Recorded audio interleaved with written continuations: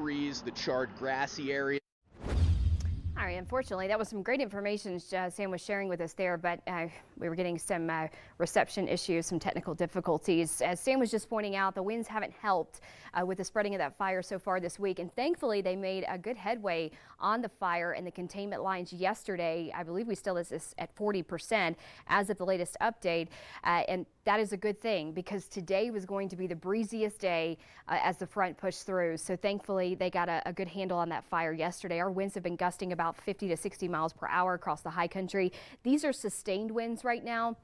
So you can imagine embedded gusts are close to about 40 to 50 miles per hour at times across eastern sections of El Paso County. Even across the plains, it's going to continue to stay gusty till about 10 o'clock tonight.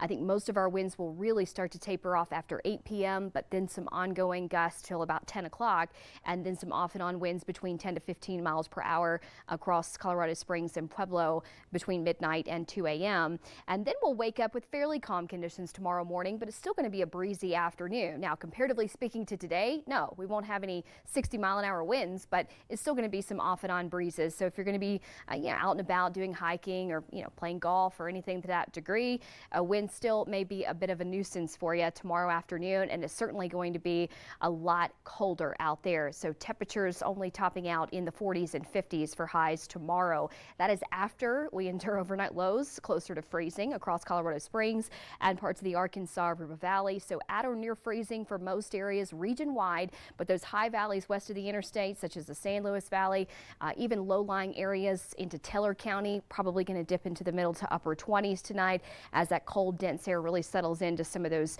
valley locations. Tomorrow, we will struggle to make it out of the 40s and 50s for highs. Cripple Creek, as a matter of fact, will be 44 degrees, 51 in Woodland Park, 50s up Highway 24, and 57 there for Hanover, and 57 in Colorado Springs. So we're going to actually be below average tomorrow. 65, 66 degrees is fairly seasonal for this time of year for El Paso County, for example. So tomorrow it will be unseasonably cool. But look, I mean, we have had these above for so long. I think most people are just going to enjoy the cool down. Temperatures in the 50s and 60s region wide on Thursday.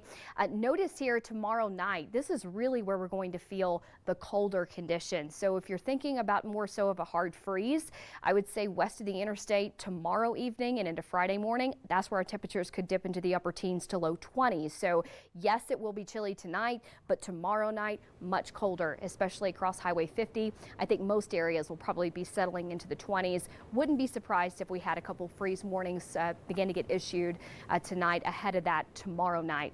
The big picture here shows that jet stream energy really prominent across the upper Midwest and the high plains.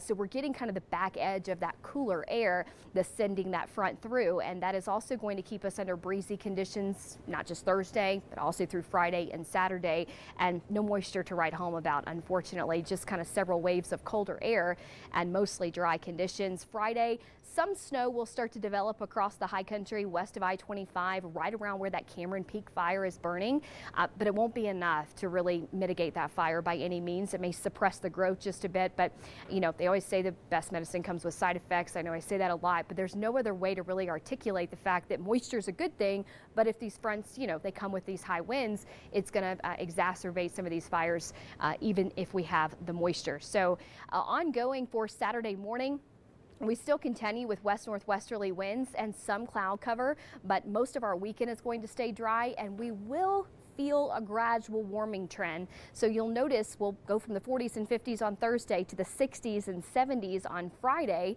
Areas across Springfield at about 65 degrees. And then Saturday, we actually top out close to the 80-degree mark. And this will be ahead of the next front moving through Saturday evening and into Sunday.